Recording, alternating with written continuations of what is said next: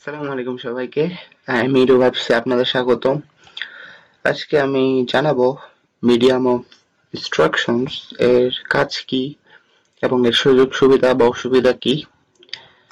So first of all আমি এক কথায় বলি, সেটা হচ্ছে আপনি আপনার আন্ডার গ্রেড লেভেল বা পোস্ট গ্রেড লেভেলে আপনি হচ্ছে যে কোর্সগুলো করছেন, যে পরীক্ষাগুলো দিচ্ছেন, সবগুলাই কিন্তু আপনাদের ইংলিশে ছিল। আমি জানি না, হয়তো আপনি ন্যাশনাল ইউনিভার্সিটিতে পড়লে হয়তো বাংলাতে থাকবে, বাট যারা ইউনিভার্সিটিতে পড়ছেন, প্রাইভেট বা পাবলিক, তাদের কিন্তু ইংলিশে থাকে। এই যে আপনি ইংলিশে পড়ছেন, তার মানে আপনার ইংলিশ প্রফিসিয়েন্সি মোটামুটি না থাকলে আপনি কখনোই গ্রাজুয়েশন কমপ্লিট করতে পারতেন না, যার জন্য আপনি গ্রাজুয়েশন গ্রাজুয়েশনটা কমপ্লিট করতে পারছেন। এই জন্য মেনলি এটা হচ্ছে মিডিয়াম অফ ইনস্ট্রাকশনস, এটা হচ্ছে এমন একটা সার্টিফিকেট যেটা ইউনিভার্সিটি থেকে প্রোভাইড করে, যে এটার জন্য যে আপনি যে এই ইউনিভার্সিটির কোর্স কারিকুলাম যেগুলো কোর্স কমপ্লিট করেছেন, সেগুলো হচ্ছে আপনি ইংলিশে কমপ্লিট করছেন এবং আপনি এই জিনিসটা যোগ্য। এখন এটা আপনার কাজে কিভাবে আসবে?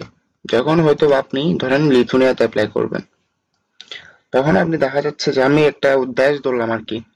সো এখন দেখা যাচ্ছে যে ভিলনিয়াস ইউনিভার্সিটি বা আপনার European humanities university medium of instruction accept করছে, তার মানে তখন আপনার আইএলটিএস দেওয়া লাগবে না। সেম জিনিসটা হয় আপনার ইউকে এর ক্ষেত্রে। ইউকে এর অনেক ম্যাক্সিমাম ইউনিভার্সিটিতে কিন্তু আপনারা মিডিয়াম অফ ইনস্ট্রাকশনস দিয়ে যেতে পারছেন। এটার সুবিধা হচ্ছে আইএলটিএস এর ফি দেওয়া লাগবে না, বাট বাকি খরচগুলো তো লাগবেই। সো এখন এটার অসুবিধা কি? এটার অসুবিধা হলো আপনার স্কলারশিপস কমে যাবে। তার কারণ হচ্ছে আপনি এই মিডিয়াম অফ ইনস্ট্রাকশনস দিয়ে লিমিটেড ইউনিভার্সিটি গুলোতে অ্যাপ্লাই করতে পারবেন। মানে ধরেন আপনি ইউনিভার্সিটি এমআইটি তে অ্যাপ্লাই করতে চাচ্ছেন, ঠিক আছে? আপনি এমআইটি তে অ্যাপ্লাই করতে চাচ্ছেন, আমি কথার কথা ধরলাম। এখন একজন আইএলটিএস আছে 8, আপনার জাস্ট মিডিয়াম অফ ইনস্ট্রাকশনস, আপনি কি কখনো এডমিট হবেন?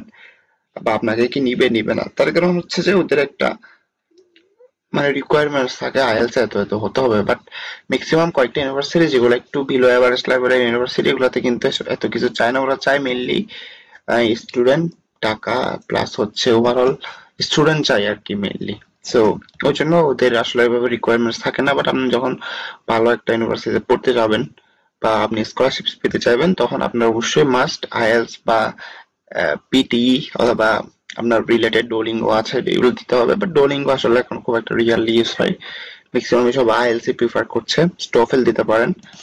সো এটা হচ্ছে আসলে সুবিধা। অনেকে হয়তো আমাকে প্রশ্ন করতেছেন যে মিডিয়াম অফ ইনস্ট্রাকশনস এর বাস্তবিক জীবনে আহ, এটা কি আমাদের সুযোগটা নেওয়া উচিত কিনা? আমি বলবো যে না।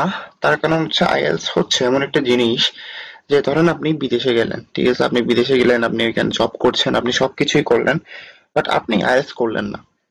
এখন আপনার যে বেসিক হবে, এটা কিন্তু ওভাবে ডেভেলপ হবে না। হয়তো আপনি ইংলিশে ভালো, আমি বুঝতেছি, আপনি আন্ডার গ্রেড কমপ্লিট করছেন, আপনি পোস্ট গ্রেড কমপ্লিট করছেন, আপনার গ্রাজুয়েশনটা ভালো, ঠিক আছে? বাট এখন দেখা যাবে যে যখন কোনো একটা টাফ সিচুয়েশন আপনি পড়বেন, তখন আপনি তা জানবেন না যে কি করতে হবে।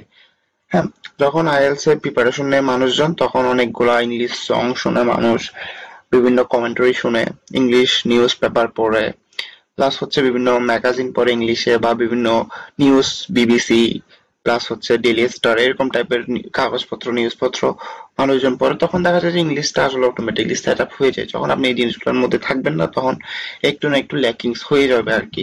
ঠিক আছে? সো এই জিনিসগুলোর জন্য আর কি আপনার আইএলটিএস দেওয়া দরকার। প্লাস স্কলারশিপ চাইলে ভালো ইউনিভার্সিটি চাইলে ইউএসএ, জার্মানি, তারপর হচ্ছে অস্ট্রেলিয়া, এগুলোতে তো মাস্ট আইএলটিএস দেওয়া লাগে।